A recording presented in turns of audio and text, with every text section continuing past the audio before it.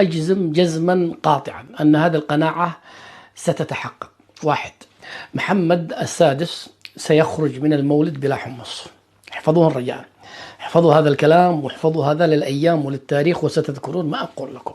الرجل سيخرج من المولد بلا حمص. اثنين، سيعود من التطبيع بخفي حنين. ثالثا، كما قلت سابقا، لن ينال لا بلح الشام ولا عنب اليمن. رابعا، لن تهدأ الصحراء ولن يستفيد هو من التطبيع. الرجال سيخرج من التطبيع مذموما مخذولا، للأسف الشديد.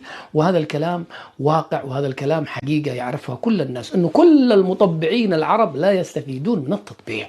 هذا شيء 1 زائد 1 يساوي 2، أعرفه مثل ما أعرف اسمي، وكل الناس وكل العرب وكل المتابعين يعلمون أن المطبعين العربان لا يستفيد من تطبيعهم إلا الكيان الصهيوني نفسه، لأنهم لا يدخلون إلى التطبيع كدول مستقلة، كدول لها قرار. بالعكس كما قلنا ونكررها، وسامحونا يا إخوان الكرام إذا هذا الكلام يزعل البعض، الكيان الصهيوني يتعامل مع المطبعين العرب من الزعماء كالحمير تركب. كالحمير تركب. تعال أنت مجرد حمار تركب، أنت مجرد عربي نطبعك نطلعك ننزلك نركب عليك، ما لأبوك أي كلمة.